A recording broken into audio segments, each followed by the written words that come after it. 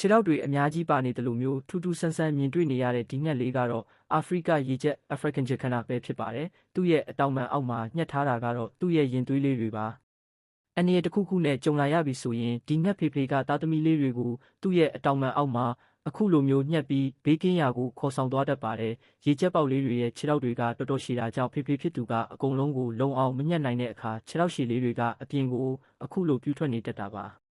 ထူးခြားတာကရေချက်မတွေကဥပေးယုံပဲတာဝန်ယူပြီးကြံတဲ့အဝတ်တာနဲ့သားသမီးထိန်းချောင်းတဲ့တာဝန်ဝါကိုတော့ဒီစူပါဖေဖေတွေကပဲတဦးလဲတာဝန်ယူစောင့်ရှောက်ရတာဖြစ်ပါတယ်။ရေချက်ပေါက်လေးတွေကကိုယ်တဲ့တင်းငယ်ပေမဲ့သူတို့ရဲ့ခြေပွားအကြီးကြီးတွေကြောင့်ရေမော်ပင်တွေကြာဖက်တွေပေါ်မှာနစ်မသွားပဲတွတ်တွတ်လက်လက်လမ်းလျှောက်နိုင်ကြပါတယ်။